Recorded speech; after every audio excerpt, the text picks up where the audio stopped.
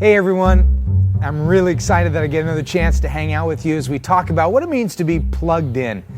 You may remember that our theme verse for this entire Plugged In series comes from 1 Corinthians 10:31. Actually, let's read it out loud together because I'd really love for you to memorize it. It says, "So whether you eat or drink or whatever you do, do it all for the glory of God." Now, I know that asking you to memorize makes you feel like you're in school, and I'm guessing maybe some of you heard the word memorize and you immediately went into a coma. I'm sorry, but memorizing this verse could really make a huge difference in your life. And if you're up for it, I want to encourage you to write it down on a note card and take it with you throughout the day. Maybe say it to yourself when you're walking to class, or write it backward on your forehead so that you see it while you're brushing your teeth. Whatever works, but just try to plant it in your heart. Now, the point of memorizing this verse, it's not so you can win at a Bible trivia contest. It's so that you can remember that every opportunity is a chance to give God the glory and to be plugged into the power for your life. Remember, I've mentioned that on the other times we've been together, that we're not like spiritual cell phones that you charge up through a little 5-minute quiet time in the morning, and then you try to keep a spiritual charge throughout the day. Now, a quiet time is great, but you and I were meant to be more like lamps than a cell phone. We've got to be plugged in 24/7 for our lives to have the power and the purpose that God intends for us. But if we're really honest, we've got to admit that it's just difficult to stay plugged in. I mean, it just is. And today we're going to talk about something that we can all relate to, that always unplugs us from God and makes the light go off, and that is selfishness. I was talking to a friend of mine the other day, and he was telling me about this incredible mission trip that he went on recently. He and a few other people, they spent 9 days living with this group of people in the mountains in Panama. And he told me how he was living in a tent, and he was sleeping on an air mattress, and the air mattress wouldn't stay pumped up, and he was always being awakened in the middle of the night, like at 3 a.m. by these roosters, and every time he woke up, he was thinking about how delicious Kentucky Fried Chicken it would taste just at that moment. But each morning, when he would wake up, the only place that he could get a bath was about 30 minutes away in this river. And he'd walk on this dirt path to this river, and then he'd walk back, and by the time he got back, he was dirty again. And I'm telling you, as he's telling me this, it doesn't sound like a good mission trip. But he went on to tell me about all the food that they ate, and that sounded nasty, and then he got into this whole thing on constipation. I was like, oh man, way too much information. And so I'm hearing him talk about this life-changing trip for him. I'm trying to look at him like I'm thinking these really deep spiritual thoughts, but in my head, you know what I was thinking? I am never going on a mission trip like that. And then my friend looked at me in the eyes and he said something that I'm not going to forget. He said, "Doug, when I was there, I never felt so free in my entire life." You see, a couple days of my friend being out on this mission trip, it became clear to him that the trip wasn't about him. And once he realized the deep truth that his selfishness was unplugging him from God, he was able to think about serving God and serving others in a different way. And that's where that freedom came from when he made that statement, "I've never felt so free." And it's also been my personal experience that the number one thing that unplugs me from God's plan for my life is my selfishness. It's impossible for us to go through life we got to give somebody the glory. We're either giving God the glory or we give ourselves the glory. And one of the most difficult truths we have to face as Christ followers is that our life is either about God or it's about us.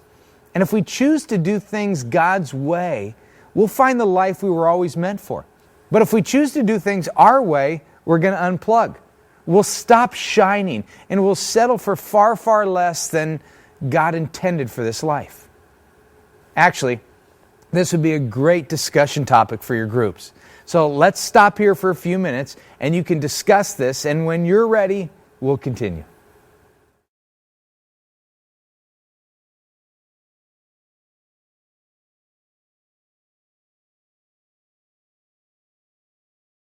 Welcome back. I hope you had a good group discussion. As you were talking, I was sitting here thinking about the fact that as I've got older, I've come to realize that throughout my day, there's really one basic choice I have to make every single day. That is, where should I go to the bathroom? No. Every day I've got to decide, do I want to go through life today as a consumer or as a contributor? I mean, that's my choice every day. Am I going to consume or am I going to contribute? That's your choice too. You see, a consumer is one who takes. A consumer sees the world as kind of his own personal shopping mall, that everything and everyone around him are just objects that exist for his happiness. He thinks that his friends, his ability to get good grades, his job, his athletic abilities, his family, even his church exists for what he can get from it. So he walks up and down kind of the aisles of life and says, I'll take this friend because of how she makes me feel. Or I'll be involved in this sport because I'll kind of be somebody or be popular. Or look at the new packaging on that girl. I'll definitely take one of those. Yeah, that's a consumer mentality. And consumers think that if they can get all the stuff they want, they'll be happy. But that's not what the Bible teaches. Check out Matthew 10, verse 39. It says this, if you cling to your life, you'll lose it. But if you give up your life for me, then you'll find it. Now think about those words. If you cling to your life, okay, if you cling to your life, if you're constantly viewing life for what you can get out of it, you're going to lose it. And this is one of the biggest ways that the Bible flips the world's thinking upside down. See, selfishness is hardwired into human nature. We've got it from the very beginning we were born. Think about a little baby for a second. What's a baby's very first words? Okay, go ahead and say it out loud if you haven't already. Okay, mine, right? Mine. They come into the world, mine, mine, mine.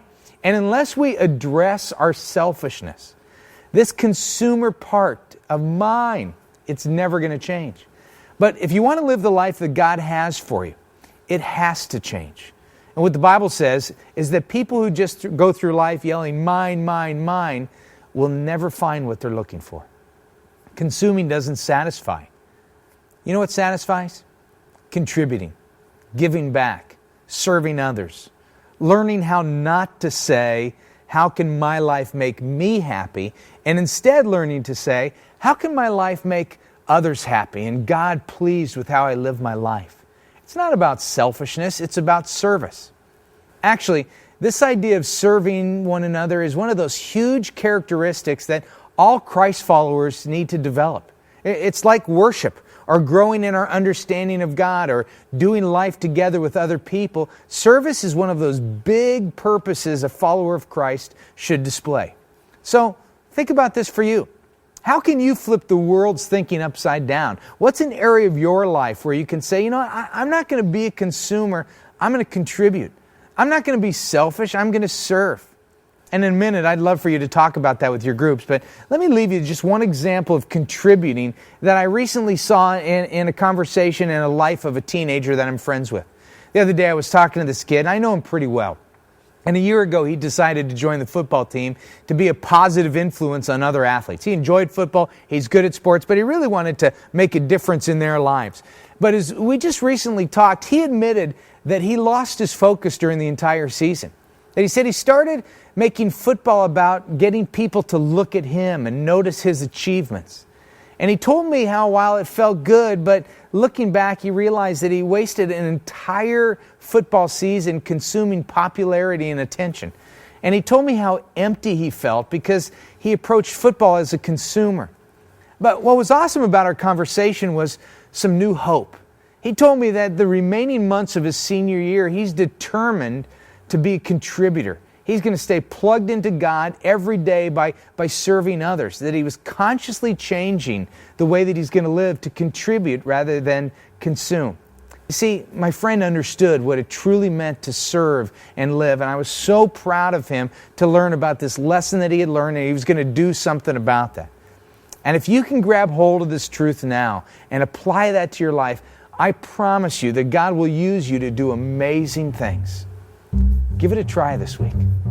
We'll see you soon.